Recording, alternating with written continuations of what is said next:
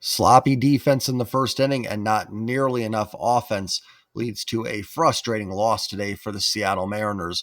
What is up? What is going on, everybody? Welcome back and welcome into the Seattle Mariners post-game recap. The Mariners lose this one 2-1 this afternoon to the Houston Astros. They fall to 29-22 on the young season. They do remain in first place in the American League West, and they will look to get the split tomorrow with Luis Castillo on the mound.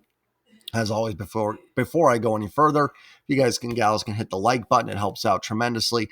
Comment your thoughts on the team and the game down below, and don't forget to hit that subscribe button if you are new or lurking. This may be a little bit of a shorter video. Again, I'm just not feeling all that well. I apologize. Just dealing with a little bit of a cold or something, but hopefully be back on the mend this week. But I'll still have the videos up for you. As always, channel members, a new video should have just dropped probably before I even start recording this. So hopefully you enjoy that video. I mean, just a game where you make some errors early on and the offense puts some base runners on at times, but just can't come through for you.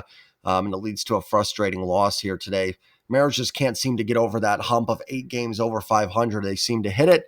I think they've been there 3 or 4 times and they just lose the next one. Big picture wise, coming into this series, obviously last night after a great win, and you talked about, hey, let's go get this series to feel good with Wu and Castillo on the mound, and Wu threw the ball well. But ideally a split here is fine. There's nothing wrong with that. Going on the road to a division rival and, winning 2 in a 4-game set is absolutely fine. But again, with some of these losses, we do see some of the shortcomings of this team, on display. They lost. Recently, I've been talking about how last year I'd always talk about how you'd have starting pitchers go 5 innings, 1 earned run, 6 innings, 1 earned run, 7 innings, 1 earned run, 6 innings, no earned runs, and get losses. And we had that one today, right? Now, there was errors that allowed runs to score, but Brian Wu does not give up an earned run in this game and ends up getting a loss. And that should not happen. Now, it's not the offense's fault that the defense essentially, and Brian Wu was a part of that with his error, but it's not their fault that the offense surrendered 2 early runs. But Mariners kept him at the 2. Brian Wu and the bullpen kept him at 2. That's enough to be able to claw back in this game. They didn't have to have an offensive juggernaut game today. 3 runs would have gotten it done. If you don't make those errors, who knows? That one may have been enough to get it done. But really, to me, this falls on the offense. The errors happen. They're not good. Brian Wu shouldn't have thrown that ball. DeFer should have just eaten it. And Rivas obviously has to make that play in the first inning.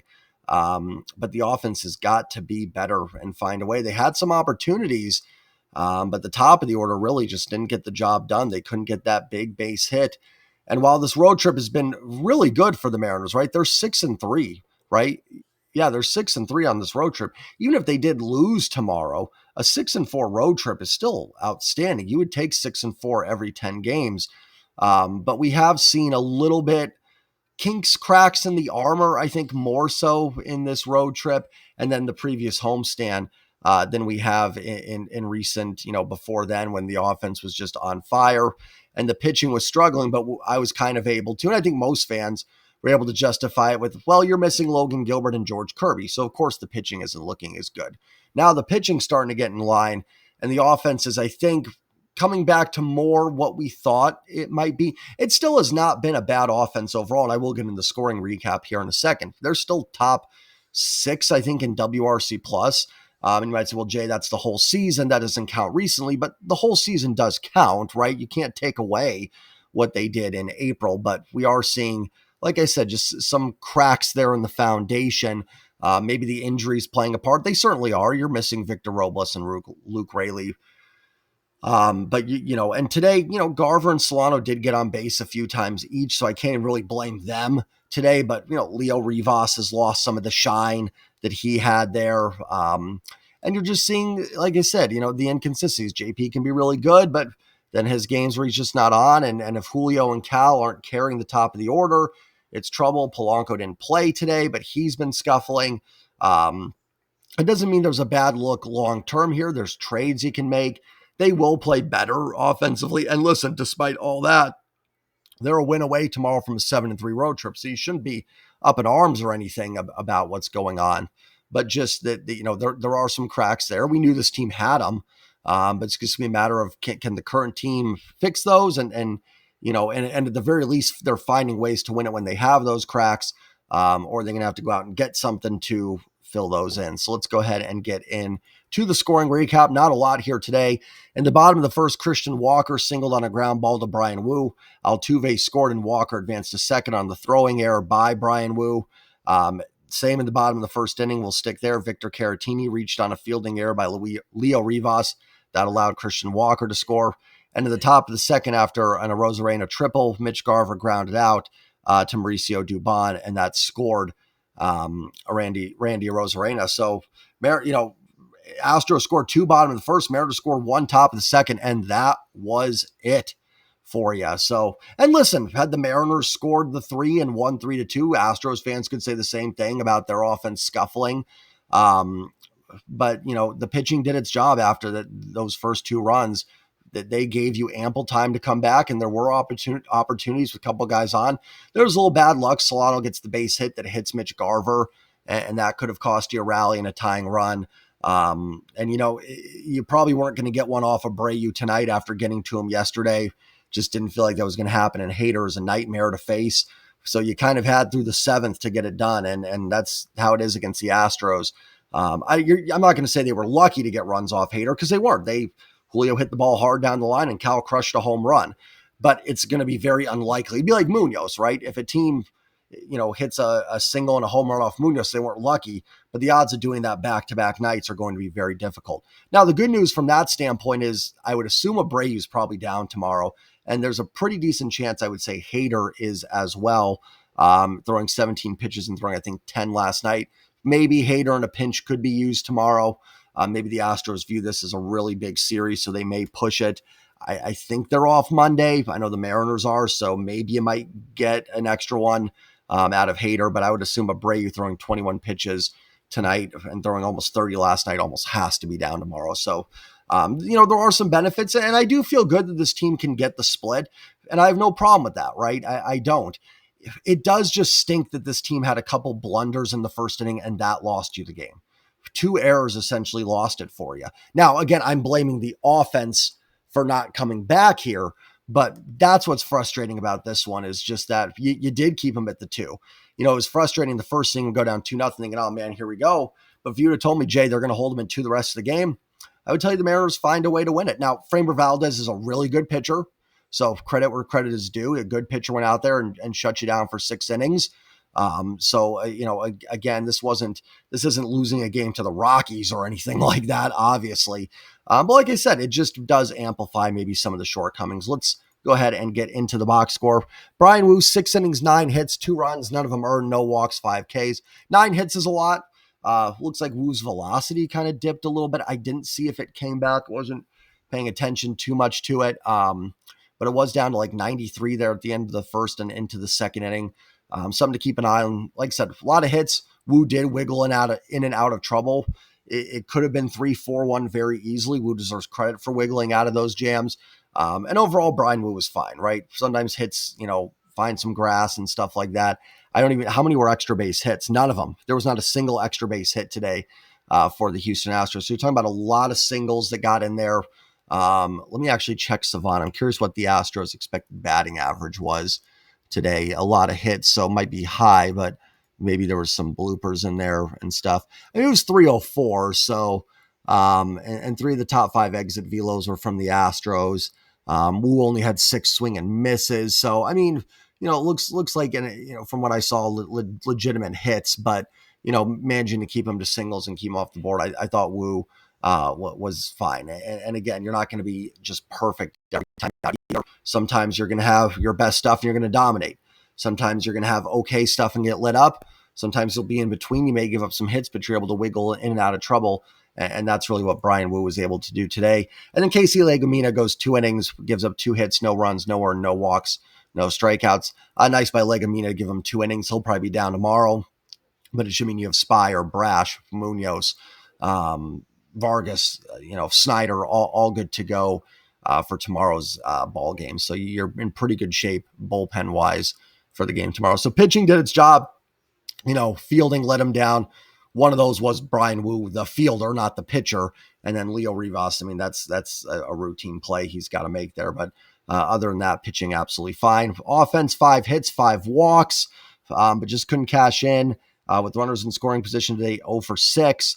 JP was 0 for. Look at this right here. JP was 0 for 4. Cal was 0 for 3 with a walk, and Julio 0 for 3 with a walk. So that's a combined 0 for 10 with 2 walks. Great to see a couple walks there. That's good to get on base, but that's not going to get it done for your top 3, especially when we talk about the injury issues, some of the scuffles the bottom of the lineup has had. So you're not going to be able to win a lot of games when the top of the lineup is not coming through. Randy was 1 for 4 at the triple. Mitch Garver actually does go 1 for 3 with an RBI and the walk. But again, it just feels like in the crucial at-bats not coming through. Even in that ground out in the second inning, I believe it was a 3-0 pitch. Let me confirm here on that one. The Garver ground out. Yeah, it was on 3-0. So even there, great, you get the run in, and that's the most important thing right there. You just want to get that run home, especially in the second. But if he walks there, then Dylan Moore's up. You've got runners on the corners.